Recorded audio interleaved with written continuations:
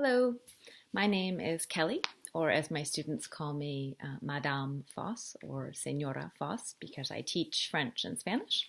I'm also an eighth grade advisor in Providence, Rhode Island.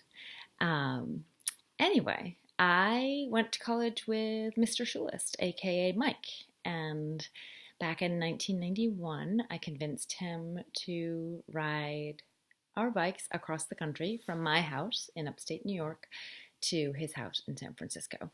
And just recently, I found this, which I can't believe I carried across the country on my bike, but it was a journal that I kept. And I thought you might be interested to know a couple things about our trip. And I have some stats here at the end, if I can find them. This is a list of people we stayed with, which is crazy long. These are all people who invited us into their homes, mostly strangers.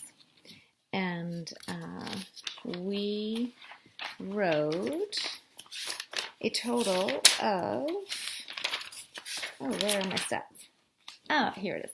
We rode a total of 4,527 miles over how many days?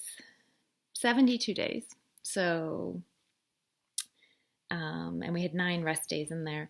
And we had about 13 flats. Mike had about 9, and I had 4, 2 of which were on the last day of the trip. And I broke 5 spokes. Mike broke 2. I broke my chain. That was memorable. That was hard to fix. And Mike went through 5 tires, and I went through 1 new tire. But every day I kept a log of how many miles we traveled, where we were, and what the riding conditions were. And if you look carefully, you'll see here this day we were arriving in Colgate, North Dakota from Minnesota. And you'll see we went 70 miles, and the riding conditions sucked.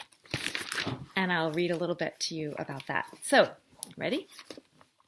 The word wind has now taken on a new meaning to me. I thought the day before had been windy. Compared to today, it was nothing more than a breeze. Today was one of the most memorable of the worst days of the trip. I never knew riding into the wind could be so awful. Our first 14-mile stretch due west was endless.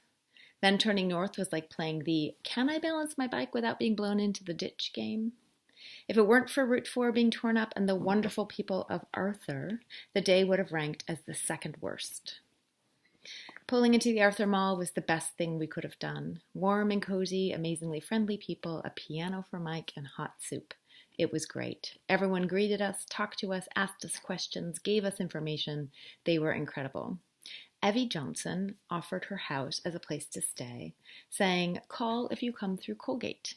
Colgate was also the name of the college we went to, so that was a nice coincidence. When Mike found out she had a piano and some keyboards, he was determined to stay there. He got her number from the waitress.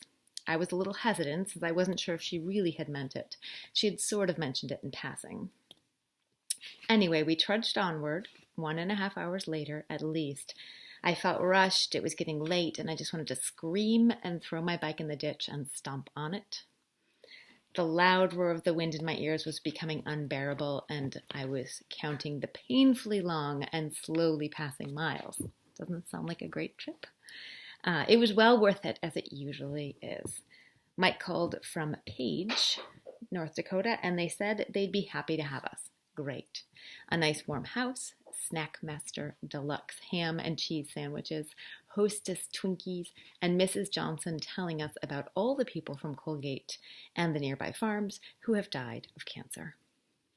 I was exhausted and windburnt. Also, my knees were stiff and sore. Standing up and sitting down were difficult. All I wanted to do was go to bed. The Johnsons were so friendly, though, and Mrs. Johnson so enjoyed showing us all the pictures of her relatives while Mike played the piano. So that was one little snippet of what was one of the most memorable and incredible trips I have done in my life, and I've traveled quite a bit. Anyway, nice to meet all of you, and have a great school year.